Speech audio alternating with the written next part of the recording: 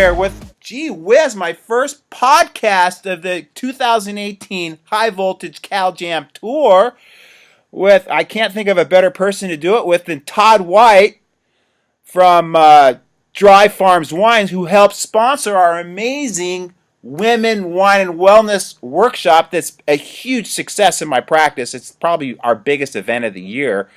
And it's not bad to have a bunch of women here drinking wine when it's me and maybe one other guy at the event. But Todd, say good morning to everyone.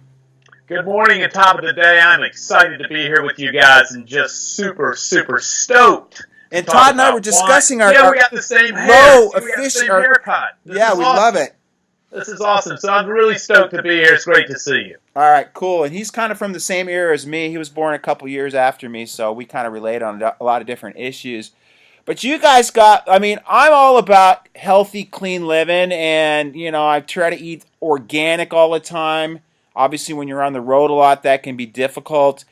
But you guys have some products, obviously wine, that is going to be on the cleaner end of the perspective as far as if you're going to drink, you might as well drink healthy. Absolutely. So, look, most of your audience drinks. So they may as well be informed to make healthy choices. So let me just tell you just quickly a little bit about what we do and why we do it. So we're the only health quantified wine merchant in the world. We sell only pure natural wines. Now, you would think all wines are natural, but they're not, and we'll talk about that in a moment. But what makes a natural wine is a very specific protocol, and that begins with no irrigation, so they're dry farmed. Okay, explain that to me. I don't even get that point. I mean, I was a farmer. This is critically important. Right. And this is the reason that we don't sell any domestic wines, because nearly 100%, more than 99.999, as many nines as you want to put on it, domestic vineyards are irrigated. Now, okay, so you're saying, let me see if I get this right. The wine that you use is basically naturally irrigated by rain only. That's correct. Okay. That's correct. And I'm going to let's just talk a moment about why that is so important. Okay. Right. So irrigation didn't come to grape farming to the United States until 1973. Grapevines have been living for 10,000 years all over the earth without irrigation. This is the way Mother Nature intended it to be. Right. So when you start irrigating the grapevine, you change the physiology of how that plant relates to nature. Right. So we try to back everything back into nature and into the logic of nature and into ancestral values. That's how we decide how to lead our health.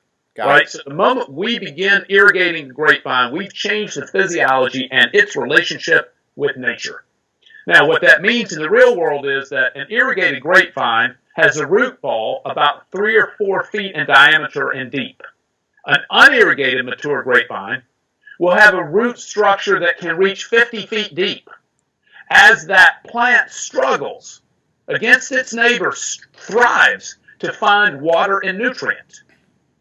That thriving, that struggle, that is nature, produces a natural fruit, right? Here's why you irrigate a grapevine in the United States. The same reason everything else is broken here. It's about greed.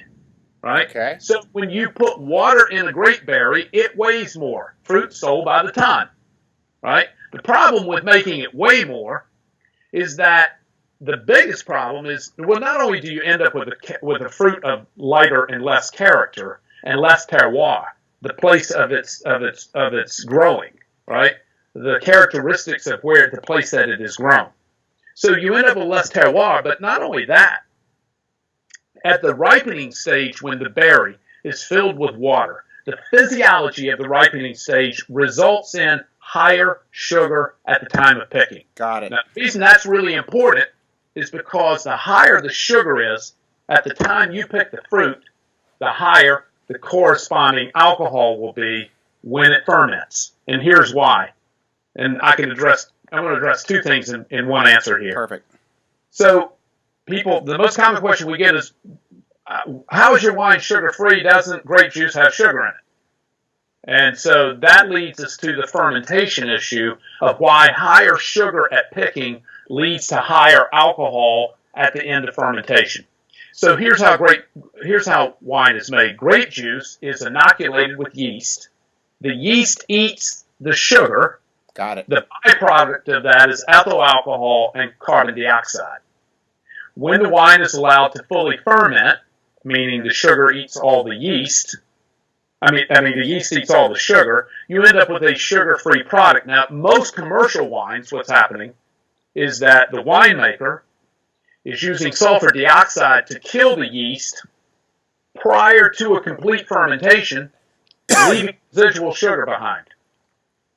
So the more sugar there is to eat by the yeast, consequently the higher the alcohol. That's the reason that you're seeing commercial wines, and particularly American wines, 14.5%, 16, 17% alcohol. We believe alcohol is toxic. We don't drink or sell anything over 12.5%. Got it. I'm grabbing water. Keep going. So, in addition to non-irrigation, there is chemical-free farming, chemical-free winemaking, no additives or additions, 100% natural product. And when I say no additives or addition, here's a little known fact that your audience should know. Okay. There are 76 additives approved by the FDA for the use in winemaking. Now, your audience doesn't know that. And the reason that they don't know that is because that's the dirty, dark secret of the wine industry. And I'll tell you why. They have fought vigorously and successfully, spent tens of millions of dollars in lobby money to keep contents label off of wine. Wow, I've never even thought about that. Wine is the only major food product without a contents or a nutritional label. That does not happen by accident. The industry does not want a label on it. And the reason they don't want a label on it is because they don't want you to know what's in it. Wow, that's interesting. Because what's happened in the wine business is exactly the same thing that's happened to our food supply, as we have been poisoned. And I'll tell you how it's happened. Greed. Do you think there's any agenda behind it too, or is it just money? Okay, Money. that's it. It's only money then. It's all about money. So here's the deal. 52% of all the wines in the United States are manufactured by just 3 giant conglomerates. 52%. And who are those conglomerates?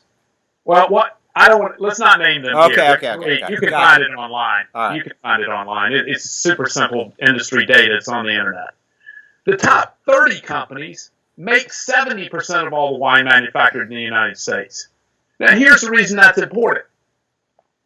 These are multi-billion-dollar companies that are focused on market presence and greed, and what they do is they hide behind thousands of labels, right? So they want you to believe that you're drinking from a farmhouse or a chateau. Right. In fact, my friend, you're drinking from massive factories where additives, chemicals, additions, and alterations are abundant. And I don't care if you're paying $150 a bottle or $15 a bottle, you are drinking chemicals. You're drinking it's just as toxic, right? No, the less you pay, the more toxic it's likely to be. Okay. Why is that? Right? Well, just, because when you get into high-end wines, when you get into a high-end wine, you're getting more to a lower production, a more handcrafted product, but they're still using these additives and adjustments. Okay, so can I ask? Maybe it's not as much. And also, the other thing to keep in mind, the more wine you make, so the higher your production is, the more of these chemicals you have to use to maintain a stability within the winemaking process. So some of these chemicals you're talking about, would they be known carcinogens? I mean, how bad are the chemicals you're talking about? Well, there's 76. You can see them online. Ammonia phosphate. Talk about carcinogenics. When we get into these heavy oak programs that are quite common in expensive wines, these barrels are burned on the inside, right? That burning, we know, is carcinogenic. Right. And so we don't sell any wines that are subject to these kind of new oak programs, right? They're all made in a clean, natural way. They are not altered. There's no adjustments. And so this is you can also search online. I mean, we're the largest reseller of natural wines in the world, right? I mean, we have created this massive health-oriented marketplace. Our business grew 100x last year. Jesus. Right. Christ. So we tapped into, and as you know from having been to our website, we're endorsed by virtually every health leader on the internet. We're partners. We're the official wine. We're leaving tomorrow for Paleo FX in Austin. So we tapped into and have educated consumers, as I've been on podcasts all over, right? Some of the leading health podcasts in the United States. So we've educated people to think about this and to be aware. Now, consequently, also there's been some mainstream press that started to report on the natural wine movement, the revolution towards health and these additives. So we're not the only ones. I guess when we started, nobody was really talking about it. In the past year, there's been a good bit of mainstream press, which has been reassuring. So if your audience just goes online and searches natural wines, you're going to find a whole bunch of information about what I'm talking about. Right. Now, what makes us different than just natural wines is that we have, beyond just natural winemaking, we also have very strict criteria that a wine must meet in order to come into our program. And that includes low alcohol, that includes sugar-free. So not all natural wines are sugar-free, not all natural wines are low alcohol. This is the requirements that we have. And we use a third-party independent certified enologist to test every single wine for us, right, to make sure that it meets our alcohol requirements. Let me give you another kind of government conspiracy wine industry fact. Oh, I love conspiracies, too. The alcohol stated on the bottle is not required by law to be accurate. Wow. Right? So we test for alcohol, sugars, mycotoxins like ochratoxin A. We're testing for other contaminants. So we're super fanatical. Like, there's 10 of us that work here. All of us are ketogenic, right? So we're all sugar-free. We're all super fucking fanatical, right, about our health and about evangelizing for other people's health, as you do. Right. We begin every day at my office with group meditation and journaling and consciousness, right? That we believe that's a solid part of health. Right. So we're just super fanatical. So it's not like this is not a marketing message. This is how we live. Right. We got in this business to solve a problem we had, which was we love to drink wine. I like getting high, right? And so we love to drink wine. The problem was we couldn't drink commercial wines anymore. So we were kind of scratching our own itch when we solved this problem. I like that. Now, the whole thing with low alcohol, I mean, how much of the flavor is dependent on alcohol levels? Because here's my deal. I don't drink, and tell me if this is even a possibility. Is it possible to make a red wine? Because I love red wine. That's the one thing that I miss the most about not drinking, especially when I'm having something like lamb or a steak or something like that. Is it possible to make a wine that has no alcohol in it? No. Okay. So, but let me just touch on that for just a moment. Yeah. So have they tried though? Yes, and there are alcohol-free wines out there, but they don't taste like wine. No, they taste probably like vinegar. They taste horrible. Right. Kind of like a non-alcoholic beer. Right. So here's the thing. So categorically, the alcohol in wine, international category, is 7 to 24%. That is the category of wine. And it seems kind of crazy that they don't have to put the amount of alcohol, especially with all the, focus on DUIs and, you should know if you're drinking a glass of wine how much alcohol you're getting per your body size to know, to be relevant as whether you're at 0.08 or above or below. To me, it seems like why would they hide something like that? Or they don't know? Look, alcohol, yes, they know. Alcohol is stated on every wine bottle, but as I mentioned, it's not required by law to be accurate. So there's a threshold tolerance of 1.5, and that's not even enforced. So if it says 14% on the label, it could be 15.5 and still be legal. Right. But the thing is, it can be 16.5 and nobody's enforcing it. Right. And when independent studies are done on alcohol versus stated as the actual, they're always off more than the 1.5% allowed because there's absolutely zero enforcement around it. And so what winemakers are doing, because alcohol translates as sweet and alcohol translates as it causes wine to taste different, bigger, bolder. Right. This is what Americans want. Right. Sweeter, bigger, bolder. Right. This is what our palate has become. Right? So you're saying sweeter, though. I mean, when I was a wine drinker, I really did not. I like super. I don't mean sweet. I don't mean sweet like super sweet. I'm just talking about the way the glycerol, which is a high sugar byproduct, that long finish, right? That long caramelly finish. That is not how natural wine is made. That's not real wine. That's a manipulation. Okay, got it. Right. And so this kind of concept, this big mouthfeel and these long, finishes and legs on the glass, which is glycerol, it has nothing to do with the quality of the wine. It's a high sugar byproduct, right? And so alcohol is toxic. People die from it all the time. Right. Right. And so it's probably the most toxic legal substance on the planet, other than other than high fructose corn syrup, in my opinion. Listen, we 100% agree. Alcohol is toxic, which is the reason we do not recommend that people drink spirits, even though they're clean and pure.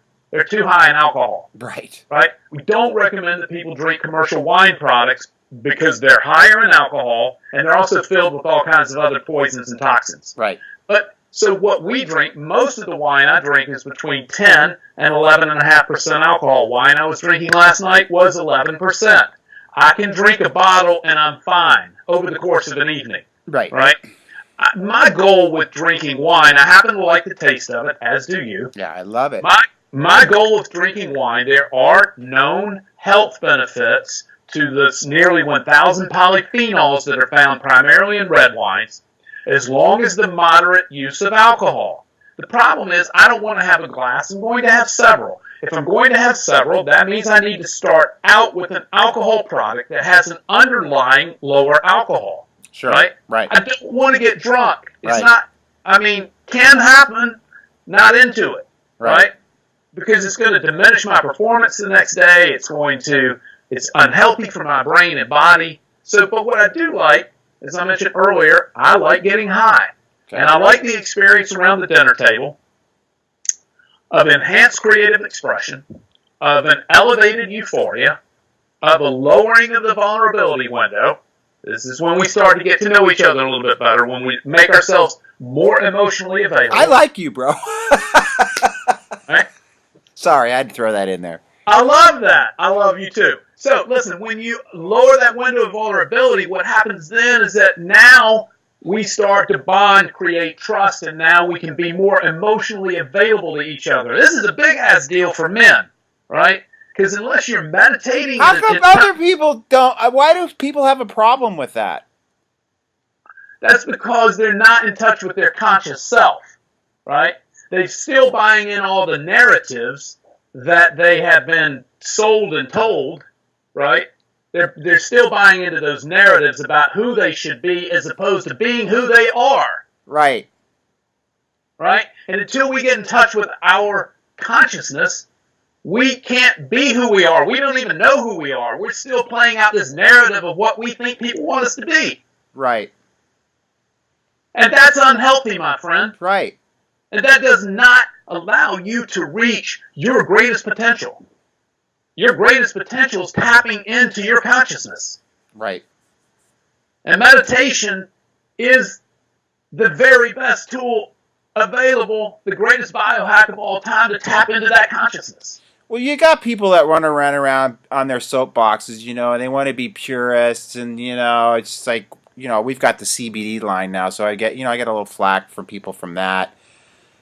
Because of the bad rap marijuana took, and our products are so low in THC, there's no way you would get high. But I've always come to the question, what's wrong with, increasing your creativity once in a while, or just putting you in a different frame of mind? And I don't know if that's right or wrong, but it's really worked for me in my life. And I don't have any problems with motivation or... Yeah, if you sit down and you drink 3 bottles of wine, you're going to feel like shit the next day. That's pretty obvious, and you're going to be low productive. But it's all about, everything in life is about, because the same people that are going to point fingers at you and I for our statements that we just made are the ones that are friggin' pounding a box of chocolates or, on the internet watching porn or all these different other form. Everybody's got some kind of like toxic dragon in their closet. And I'm not even saying what we're advocating is toxic. I think it's just part of being a human being. And again, tapping into a different level of consciousness. And again, I don't understand why people see that as being wrong. I mean, this can go either way for a lot of people, I'm sure, because there's going to be a lot of people that are purist about, their lives. And that's fine for them, but why do they have to throw darts at us when they may have some other, skeleton in their closet? Yeah, of course, but this is about not being in touch with our consciousness. If you drink 3 bottles of wine, you're going to feel like shit. If you smoke 10 bowls, you're also going to feel bad, right? So, I mean, it's like... No, you're going to be freaking out. Exactly. So it's all relative. But here's the thing. When people... Look, we're all flawed. We're all deeply flawed. Amen, brother. And the recognition that we're all flawed and that the most important thing we can do in this world is spread love. Exactly. And people feel love. Right. And we stop judging and start loving. Yeah. When we start being grateful, the struggle ends. And gratefulness is about sharing love. Love of self, most importantly. When we self-hate, that's when our worst behavior comes out. Right. And so we learn to forgive ourselves and expand our consciousness. We're going to continue to judge. That's what's wrong right now. Right. We're judgmental. We're all flawed. Get over it. Right. I mean, let's just love. God, it's good to hear this from somebody else other than my own brain, because I think this stuff all the time, Even when I first became a chiropractor, I had this kind of like almost guilt consciousness because I actually like to celebrate once in a while, have a little party and hang out with friends and smoke a peace pipe and do those kinds of things and interact and be, a social being. Now you look at where people have gone. They've gone from being social beings to being digitally driven where they don't have any human interaction at all anymore. Everything's done with a swipe or an emoji or whatever they're friggin' called. And it's just people are desensitized to being in touch with other human beings anymore. And I think that's like I just spoke at an event in Florida, and that's what I do. I mean, I hang out afterwards, and I don't have a cell phone. I know I'm weird, and I know people probably think I'm a freak, but I mean, I just see what it's done to society. I didn't mean to get on this thing. And again, maybe your addictions, and look at how many people are addicted to their friggin' cell phones, which is way worse than anything else that we've even talked about as far as not only destroying the whole love factor and our connection with other human beings. In fact, that's what it's about. But also holding that thing up to your head all day and creating the possibility for you getting gliomas and brain tumors and shit. Yeah, it's not. But here's why they do it. The more important question is, why do they do it? Right? Why do we do what we do? Right.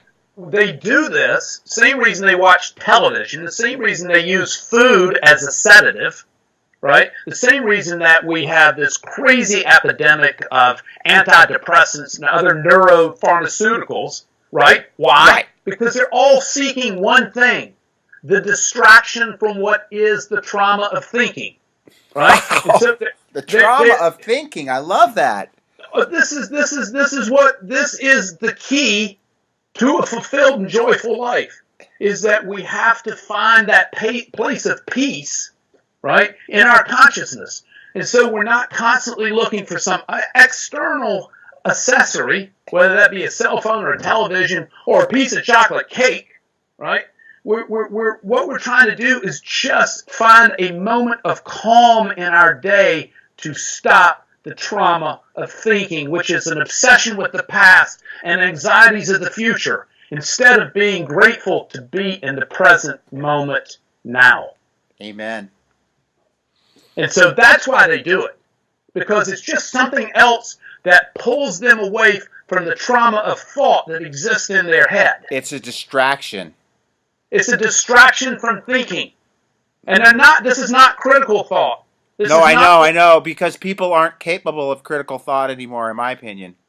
Well, we all have some critical thought, some more than others, but really what's happening is from our thought, and I want to touch on this this is a really important point. from our thought, we are creating causes. And from those causes, we are creating effects. And those effects become conditions. And so to realize that, we have to know that we must have being. We must be before we can do. And we can only do to the extent to which we are. And what we are depends upon what we think and believe. And so to be present within your consciousness is the beginning of all of life's progressions. I love it. I mean, you couldn't express it better. So, this is what's wrong. This is the reason that people drink to excess. Well, they're just trying to just numb out life, aren't they? Right. It's just one pharmaceutical or another. Right. It's just one drug or another. Television is a drug. It draws them in and away from thought. Right. Food is the same thing. Sure. I mean, I only eat once a day, right? I do 24-hour intermittent fasting. I mean, I don't want to eat in the middle of the day because it's gonna zap my energy. Right. Right. Right. I mean, I don't know when the last time I ate and felt like it was a celebration of energy. Right. It was only feeding of nourishment. I like to eat at night because it makes me sleep. Right. Right. Right. So this is we eat too much, we eat too often, and we eat the wrong things. And we eat the wrong shit.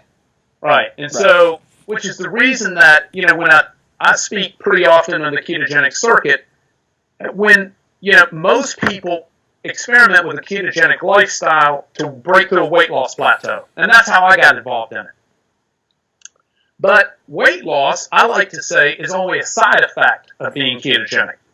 The primary outcome of the ketogenic lifestyle is enhanced cognitive power and energy.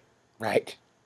Right? And there's evolutionary reasons for that. Remember I said early on, when we look at trying to assess what biohacks we're going to employ, and for your audience who might not know the term biohacking. No, they do. Dave Asprey was at our gig last year, so. Yeah, so biohacking is the art and science of how we utilize our behavior to influence our neurological and biological outcomes. And our goal there is to optimize the life experience. And so the ketogenic diet, from my perspective, having done a whole bunch of different nutritional programs, is the ultimate performance diet. And when I say performance, it's about mental cognitive power. I would say my memory increased 300%. Neurochemical regulation, done. Right? Like super clean, steady all day long. I mean, when I was on the standard American diet, or even just a low-carb diet. The SAD diet? Yeah, the SAD diet. Yeah. I would just suffer from kind of swings in mood or even some dark days, not really like clinical depression, no kind of medications or anything like that, but just not being on all the time. Right. Right? And I want to be on, buddy. Like, I want to feel that energy that surrounds me right now. Right. So why don't you describe to our listeners what a day is like with your whole, I mean, you eat once per day? I do. Okay, do you do any bulletproof coffee or anything for breakfast? Or, I mean, that's what I do. Occasionally, probably a few times a month, I'll have a fatty coffee.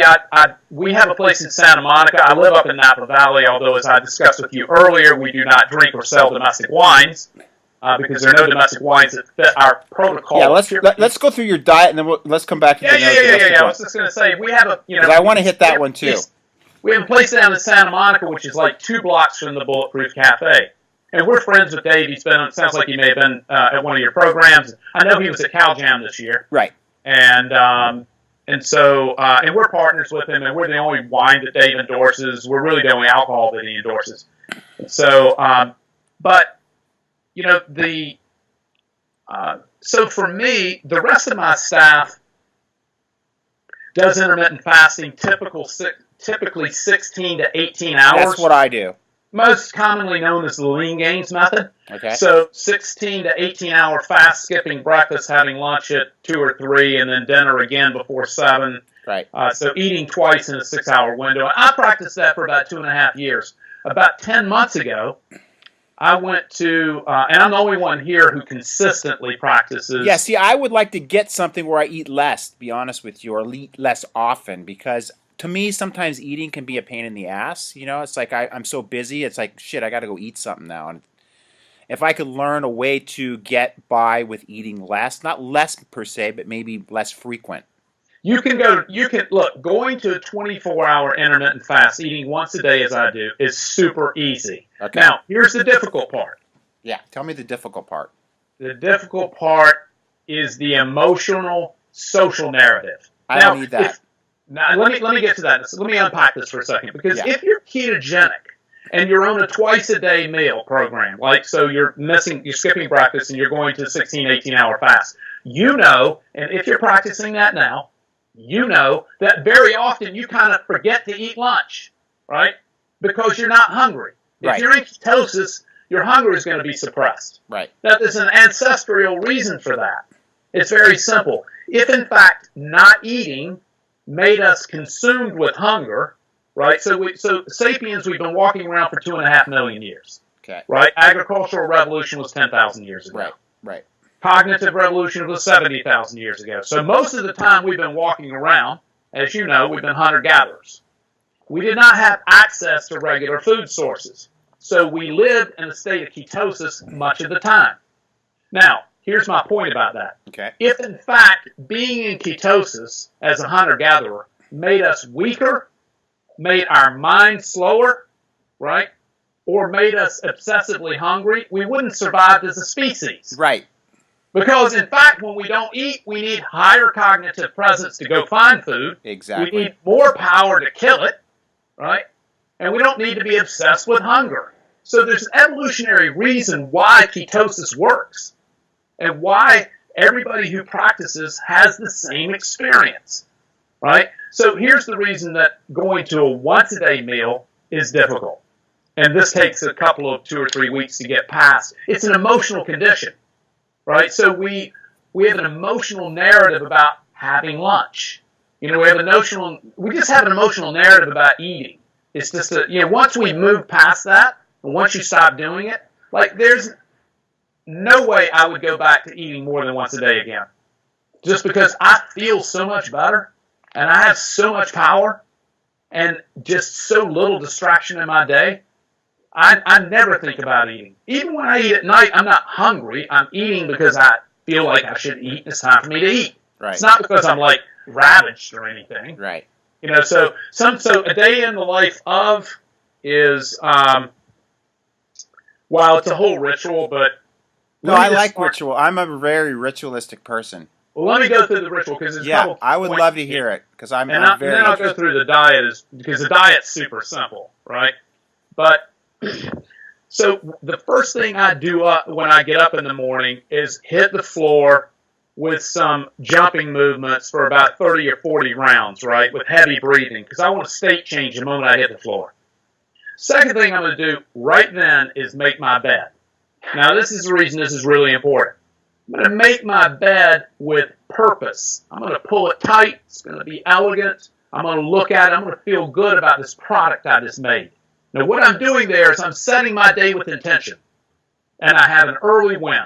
I just created something with an early win, something I took pride in. I've set my day with intention. I love it. All right. So it's one of the greatest biohacks of all time. Then I go into... and I've never heard that biohack. That's an amazing biohack. I can see how this... I even do it in hotel rooms. Further, let me take the hotel room. Oh, shit. Let me take the hotel room because it works, my brother. That's the reason I do it, because it works. Let me take the hotel room thing just a little bit further. So I make the bed, but I also get everything in order in my room in the morning, right? Because here's what we tend to do in hotel rooms is just kind of let everything go. Yeah, right? Of course. But what we want, particularly when we're on the road with travel, we want peace and order. This sets our day with intention, right? And so the other thing I do, this is just a little gift you can I always pack my bags the night before so I can just get up and fly out of there. Is that bad? Well, I'm talking about when you're staying multiple days. Yeah, I got you. And here's the other gift that, we talk a lot here about being the change we want to see in the world. Right. And one of the ways I do that in a hotel room is I actually kind of clean up, put all the towels together, wrap them up in the bath mat, so when the housekeeper, who's as always so gracious. These wonderful people who clean hotel rooms. Right. I love them. And they're stepping into something that's pleasant. Right. That's my gift to her. Right? I always leave a tip. So they're not like walking into like just like a full-on shit show. Yeah, with pizza boxes and beer bottles all over the floor. All over the place. You should pick up your trash, put it in the trash can. Exactly. Act civilized. Right? Show a little love. Give that gift. You know what? I tell you what, I don't think there's anybody that I show more love to than maids. I don't know why I've always been that way. Because it's respect, love dude. them. Right. You respect them. You appreciate, like you. Listen, my brother, this is an important thing. You have dedicated your life to the cause of serving others. Right. Because you know that is the greatest gift you can receive. Oh, my God. It's the best. Right, of course. And so these people have dedicated their life to the service of others. I appreciate that. Right. And I'm going to show love and consideration for that indelible act. Right. A magnificent act of service. Right? So why would I be disrespectful to that? I want to embrace it. Well, you know what? A lot of people they put themselves above people like that, and I don't think I've always felt that we're all on the same playing field. In fact, I have a tendency to relate to blue collar people a lot easier than I do white collar people because of the fact that they have this kind of superiority complex, whatever it may be. But I've really always appreciated people that are really hard workers and they're doing it, just a lot of times just to get by in life, and they work harder than a lot of us, and a lot of times I've got this, mantra that I feel that if I love others, it comes back to me, and that's not why I do it, because I'm just a loving person, and I love to appreciate people, and growing up in the service industry as a waiter and a busboy and all that shit that I did going through college, and now that the fact that I'm a chiropractor is the same thing, but I always was, I understand that if somebody tips me, it sends that out into the universe, and I'm very generous with. I love to flow them a 20, and it's like they're blown away about just giving them a 20. Of course. What? Of course. Right. And then at the same time, I'm going to start cleaning my room too, so they think that I'm really a freak. Yeah. So listen, here's the thing. Look, the universe works like this. The law of attraction is real. Right. The energy we put out, we attract like-minded back to us. Exactly. Right? If we put money out there graciously to those who serve us, money will come back to us. Right? Period. That's and it's scary how amazing that works. If more people understood that and circulate the love, bro, come on, it ain't that hard. It's easy. It not only is it easy, but when we can feel, it feels good. Now, a lot of us can't feel because we're too numb. Right. It's just too numb. But when we have that, when we can feel again, when we practice gratefulness and when we practice appreciation instead of expectation. Right. This is really important. When we replace expectation with appreciation, we can find conscious joy. Right. All right, and that's super important. Let me get back to the ritual before we get lost. Yeah, sorry. No, we're running out of time, but this is awesome. No, we're not running out of time. This is not, I thought it was not going to be, not to use the name, I thought it was going to be drier than this. So this is really good. This is great shit. This is stuff that people will dig. So if they turn off right now, they're going to miss some gems. Awesome. I want to hear your freaking ritual. What's that?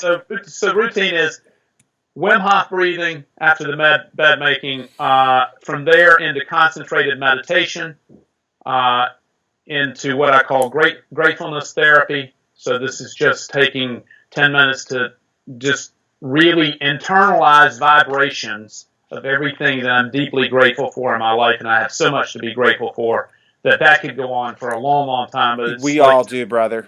10 or 12 minutes. From there, I do affirmations and visualizations, and I have a journal that I keep all my affirmations in. Amazing. And then doing very, very, very vivid visualizations on things that I'm working on. And that could be personal or professional. And from there, I take a cold shower every morning. And, dude, it's like life altering, right? That's like crack cocaine to me, man. It's just crack, man.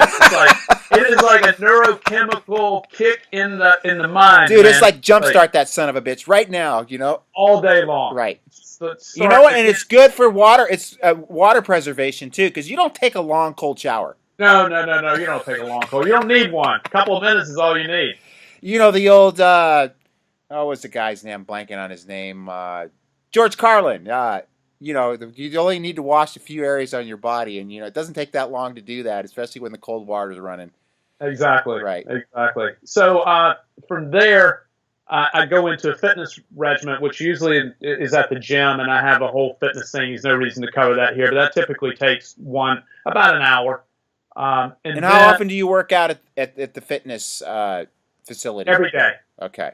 So Every day. You're pretty disciplined. Yeah, I mean, boom.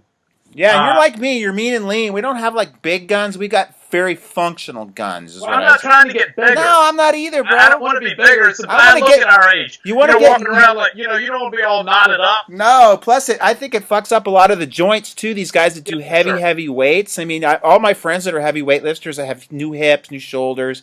Sure. I like fluid movement. That's why surfing is so good for me. And then when I do work out, I use like light weights and just high reps and just motions that are functional for what I do.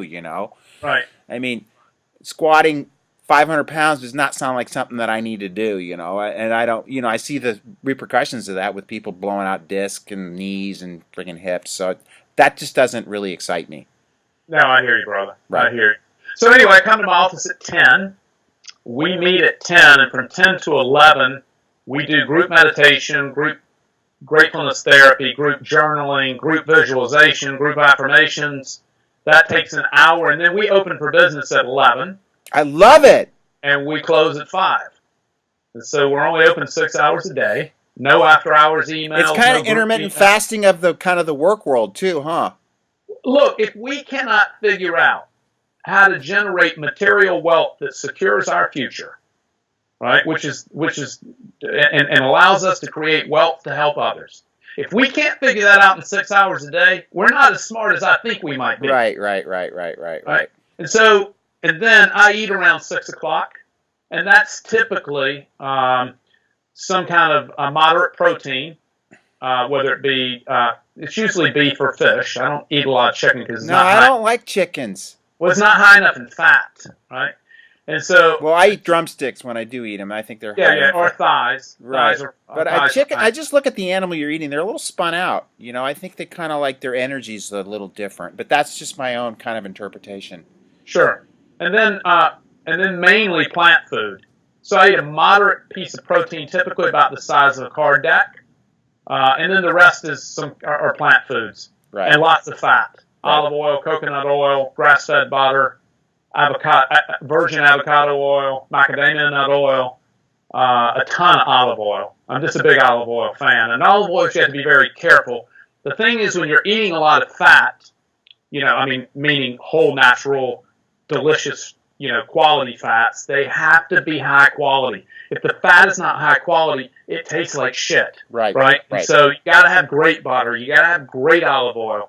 Got to have great cold-pressed extra virgin avocado oil, right? Most avocado oils are refined, right? Many coconut oils are refined. You have to make sure that you're eating whole, cold-pressed virgin coconut oil. So anyway, when you eat a high-fat diet, the quality of fat in the way it tastes really matters. The other thing that really matters is salt, the quality of salt that you use, right?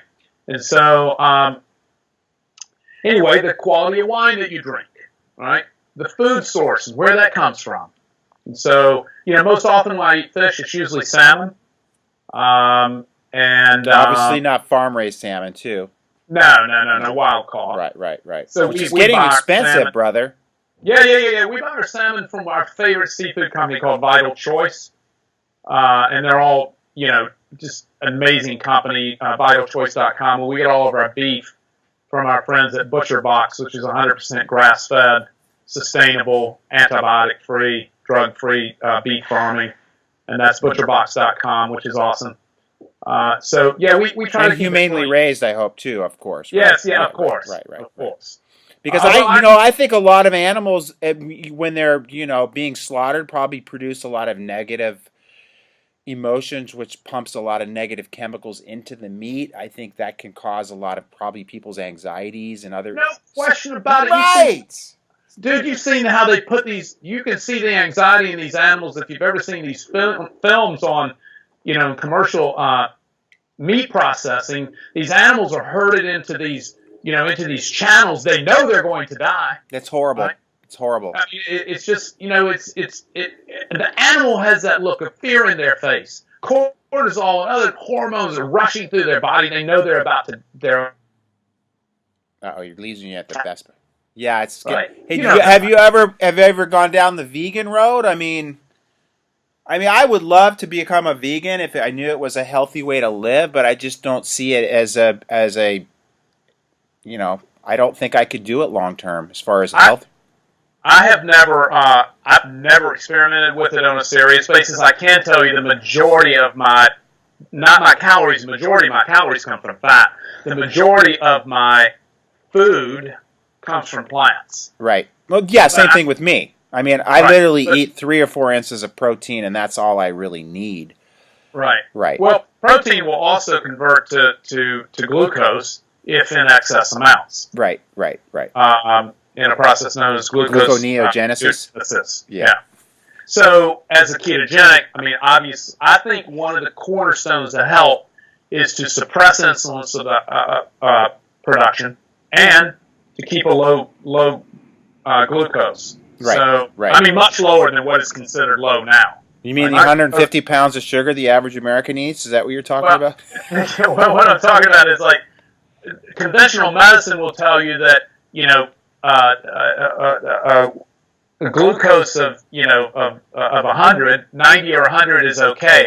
For me, that's too high. Right. I'm commonly hover in the high 60s to 70, and if I'm fasting, like an extended fast, I can get down to into the 40s or 50. And how often do you do an extended fast? 3 days once a month, and 5 days once a quarter. And that's just water only, or what? Sometimes I do water only. Sometimes I do like a cup of bone broth about 5 o'clock in the afternoon. Perfect. To get kind of essential minerals and nutrients. But often, and you know what? I did that for 5 days when I did a recent cleanse, and I didn't find it difficult at all, to be honest with you. If you're ketogenic, it's super simple. Right. Super simple. Again, it's a narrative. But also during those days, I don't drink. Right? I don't drink wine during those days. And those are that's the only days I don't drink wine. Right. So every other day, we drink. I generally drink around a bottle of wine a night. But again, this is low alcohol, clean, completely different than what your audience would know as what they think is wine. Right. So that's all you eat all day. You eat that one time, and you've got the energy to pull off everything through the course of the day. Do I seem like I have energy? You do. I'm basically on just a little bulletproof coffee. It's butter coffee, butter coconut coffee with reishi mushrooms in it. And I also do, part of my ritual is I get up and we squeeze fresh lemons and put in a little apple cider vinegar and mix water in that. That's my... I've been thinking about doing that. I probably need to pick that up. That's great. A lot of people... And then I also mix a little vitamin C in there, too, and also some magnesium in there for just things that I've learned that works for me.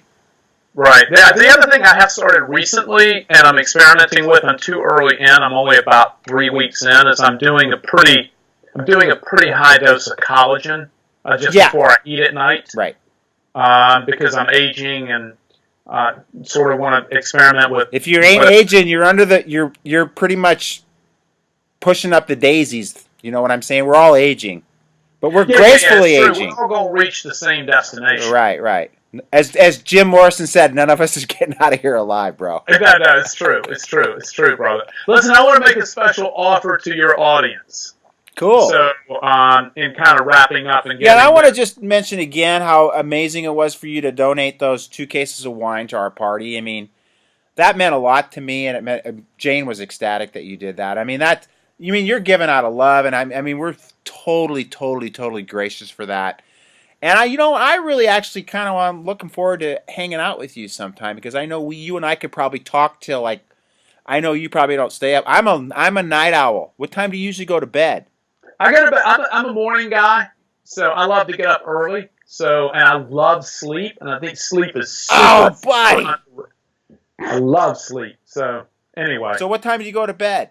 I'm kind of. Well, I got to plan my night out with you. You know, if we. Well, that's all right. I can hang. I can hang. Don't worry. I'm strong. I'm strong. Strong-willed. But on an average day, what time do you go to bed? Between 10 and 11. Yeah. See, I'm more like last night. I went to bed at 1:30. Yeah. But I didn't get out of here. We were shooting videos last night till 9:30, and then you like to see Superman, right? But I slept until what? I slept until. I'm going to be honest with you, like 8:30 this morning. You know, but that's my 7 hours. I need 6 to 7. Absolutely, I typically get up around 5. So I just really enjoy that piece that is my morning, my rituals, and so I used to say I have that same piece at nice for me. That's where we're not all the same, right? There's a book somebody recommended. I don't know if it was Josh Axe recommended or somebody, that there's different types of people, and the people that are night owls are considered dolphins. I got to find that friggin' book. I just ordered Dave's book yesterday. His new book. Oh, awesome! Yeah, Headstrong. I'm looking forward to reading that. So I haven't read it yet. I'm got a whole stack of books. Okay, back to your offer. Sorry, I'm real tangential. No, I'm just like, we got to wrap this and let these people get on with their day. No, they'll stick around. Don't worry. I know my folks better. I would have wrapped it up if it was. There's ones that are 20 minutes long and they need to be 20 minutes long. This is a good one. I hear you, brother. I hear you. All right, so we're going to give your audience a penny bottle of wine. All right.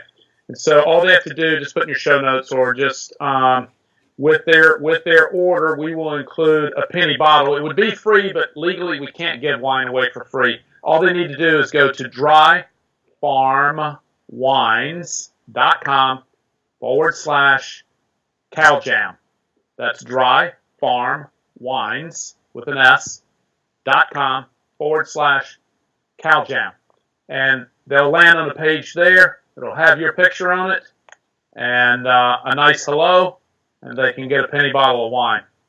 Anyway, our wines average, by the way, just so you know, these are not expensive. These are handcrafted, artisan, natural, pure products from Europe. They average $22 a bottle, right? Which is a very good value for a handcrafted artisan product. So, can I ask you one question? Because I have some friends that are really, really snooty about their wines. How would these wines stack up against some of the big heavy hitters? And I don't follow it anymore, because when I was a drinker, it was back when I was a waiter. So we were always being introduced to different vintners and winemakers. And I worked in a high-end seafood restaurant in Newport Beach, so we were always pushing whatever the cool wine was. And I don't know anything about what's going. How would your wines rate with the snooty connoisseurs is what I'm trying to ask you. Dude, more elegant, more interesting, more soulful, because you don't have any of these additions and corrections and changes. You just have nature. Right. And inside nature is perfect logic. Right. Right? And so what you have is real... You said that beautifully. Beautifully. Nature's logic. Well, when we look, Mother Nature's been working on this for a while. Exactly. Right? Let's just turn it over to her. Yeah. She Let's not try to perfect on perfection, because it's already there, dude. That's what we try to do. We always try to bend the rules, and you can't do it. She knows. She does. She knows. She's got the infinite wisdom. We got our finite brain. We think we can do it better than the infinite, and that's what people need to start to learn a lot. Is all-knowing. Right. And is always present. Let's just hook into that energy. Just tap into it, brother. Just tap right into it and let it serve you. It will bless you with conscious abundance. And let it flow, brother. Just let it all flow with love, right? Is there any other way? No. Love. All right, we got to do another one of these, man, because I think people will dig this one. I don't think it. I know it, because I know my audience really well. And that's the kind of people I attract. I don't attract the, people that are a little bit more, I don't know what, I'll probably keep it. I'll be nice. I just attract cool people. How's that sound? I think you attract perfect energy around you because you have a heart filled with love. That's Yeah. what Yeah, that's part of it. And I'm a little bit crazy, and that's only part of I my like. being. Crazy is good. Yeah, it is good. Because if you're not crazy, there's something wrong with you. You're fitting it. You're being fit into the box. That's what they want you into the box. You know, Our greatest fear is that we may become ordinary. I don't my want brother. Listen. Thank you. All right, brother. Super. And I'm going to go surfing right now, so I'm glad you're wrapping it up because I know my time is. So I got to go do my spiritual ritual of getting on the ocean and getting in tap with you know who, Mother Nature again. I like it. To your audience, I love you. Thank you for having me today, and I look forward to connecting with you. All right, and we'll party. Peace be with you in your journey. And we'll party with you sometime. I put the P in party, bro. Me too, bro. I'll see you. Peace out. See you later. It was great, man. Do we want to get right?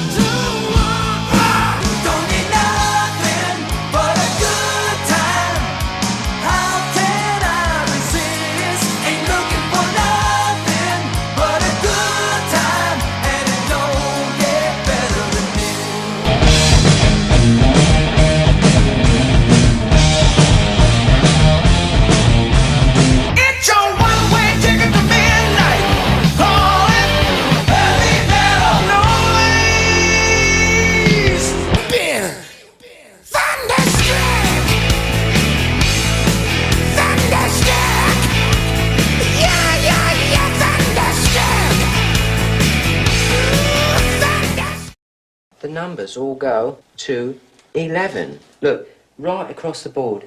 11, 11, and most of 11, and the then amps go up to 10. Exactly. Does that mean it's louder? Is it any louder? Well, it's one louder, isn't it? It's not 10. You see, most blokes are going to be playing at 10. You're on 10 here, all the way up, all the way up, Yeah. all the way up. You're on 10 on your guitar. Where can you go from there? Where? I don't know. Nowhere, exactly.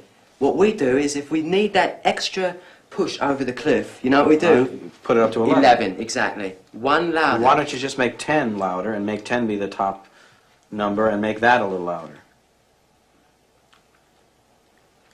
These go to 11.